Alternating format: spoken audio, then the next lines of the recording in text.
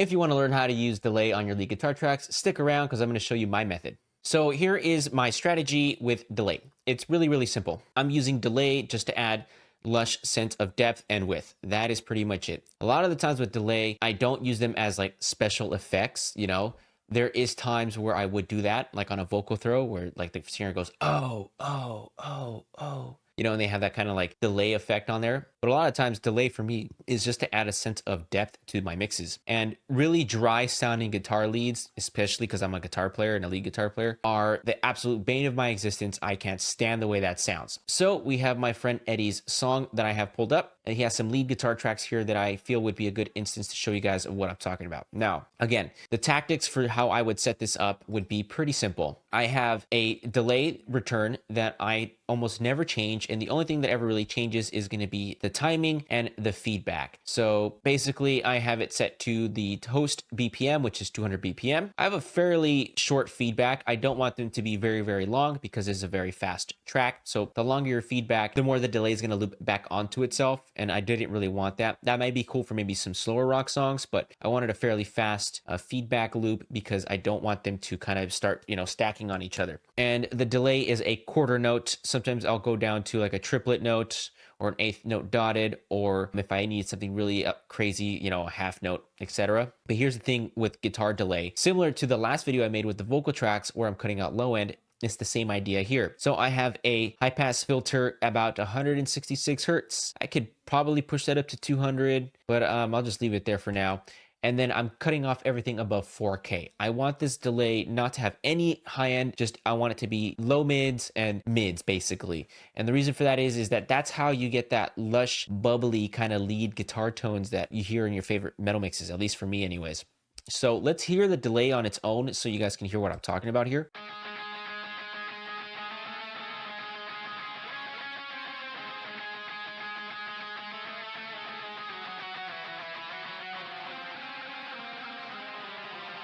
To me, that's like a perfect delay. And if you kind of heard the tail end there, see, it's kind of short. It's not particularly long. Now, I did forget to mention something here, which is I do have this lo-fi button engaged. So it kind of gives it that telephone effect. It may kind of negate the use of the low pass and the high pass, but I just have them there as a safety net just in case, you know, I am missing anything, that it is available there for it to be cut off and catched.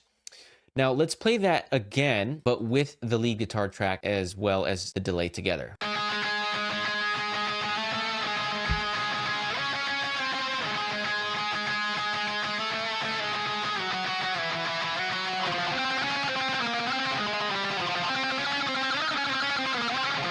If you wouldn't have been told that that was delay, I'll bet you a lot of you guys would have thought that was reverb. And that's a lot of the times how I would use delay. You have to start thinking as delay as a very clean reverb versus reverb itself. Reverb, I really don't use so much. I really only use it on my drums, and very rarely do I use it across anything else. Maybe on vocals here and there, maybe on synthesizers here and there. Never on guitars. I don't think I can remember an instance of when I did that. Delay is just the ultimate clean reverb in my opinion. And when you set up a simple ping pong delay like this, where it's a very short feedback and a very quick note variation, you basically can mimic the effective reverb in a very effective and clean way.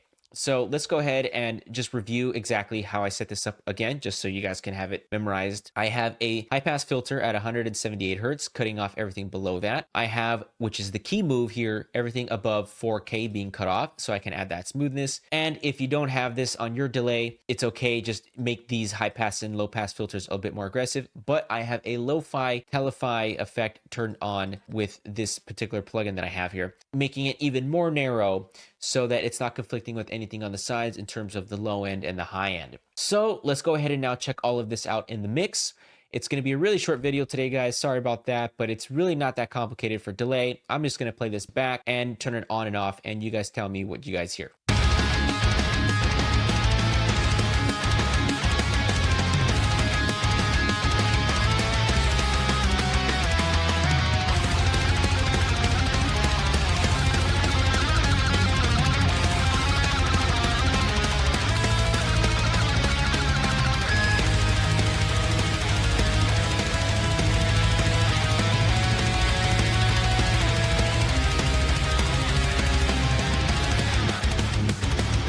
I'm going to play that for you guys one more time. I just really hope you guys noticed that when I was bypassing this, it sounded pretty bad, pretty dry.